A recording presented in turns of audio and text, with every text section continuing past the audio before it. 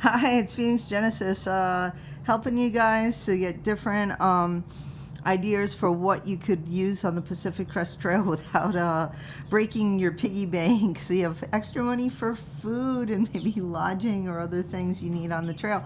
So again, I talk about the importance of going to like thrift stores like Goodwill and Salvation Army, and you can really get some great finds. And this is a great jacket I got years ago from a Goodwill. This is a Marmot. I think it was at the time, like I've had this thing forever, so this is the last. I think I bought this like maybe 10, 15 years ago. It came with a yellow hard shell rain jacket, which that ended up wearing down over at the seams of the shoulders from the backpack. But the inner liner, this is the inner liner, works great. And Marmot is a great hiking brand. I hope they're still in business. Look around, see if they have maybe something similar in a different style on their site. So this jacket is a large. Now, I don't know if it's men's or women's, but I'm 5'5", and I think they run a little small because the sleeves just come right down to my arms, so you would probably want to size up your normal size. But again, this is something you would want to try on. I think, again, search your Goodwill. So here it is, Marmot, and the only thing is it has a little stain right here, big deal. But you can see the sleeves kind of have a little bit of elastic right here. Elastic has not worn out, and what materials we have here, and I usually cut all my tags out of everything for weight, but I've left the tag on this one. So we have 100% nylon and for your outer shell, and then you have 100% polyester for your inside, and it's almost like a little fleecy material. And you see it pilled up a little bit here in the arms, but it hasn't pilled at all, and I've worn this so many times. Has pockets, which are really nice, and the only thing is the pockets do not zip up, so you're not going to want to put something that you're afraid that it might fall out. But the pockets are pretty deep, so I put my doggy poo bags, and I put my keys on the other side, which are pretty weighted down, and it was fine. And I like this too because it has ventilation under the arms, which is great. You don't overheat. And down here it's got like the slit right here, so it's not all tight around your fat middle. Nice zipper pulls, so it's easy to pull on with gloves.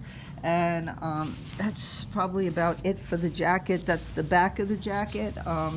Right here. It would have been nice if it had some ventilation right there. Now, this nylon material is not waterproof, but it is very water resistant. So if you paired this with a light disposable $1 ounce rain poncho, you'd be good to go. And just to tell you, I don't want to be overheated. Normally when I'm hiking, I just have a wind jacket on just to start, and I get warm very quickly. So like in the evening, we went out, like it's anywhere from 47 to 50 degrees on our night walk, and I wore this, and I was nice and toasty, but without being overheated, which is great because of the ventilation here.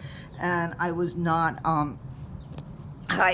I was not, let me stand behind the jacket. I was not overheated at all, and I was nice and warm, and paired with some gloves and also with a beanie and a buff. I don't want a hood. It's just too much.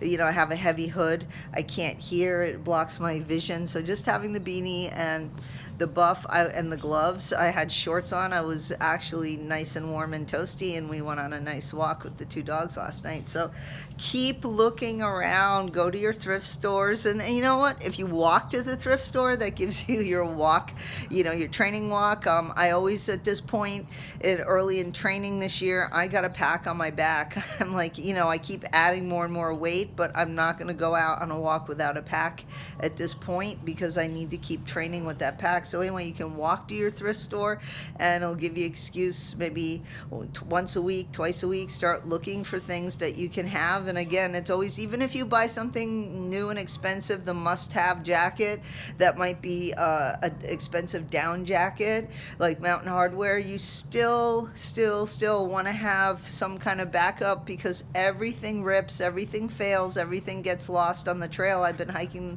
sections of the PCT seriously since 2016, actually before that, but seriously since 2016, and everything all your gear, something happens to it. So you can have your best gear, be so careful. And then, you know, I was at Kenny Meadows, and I was being so careful with everything, and I was like, oh, I'll just put this on a rock for a second.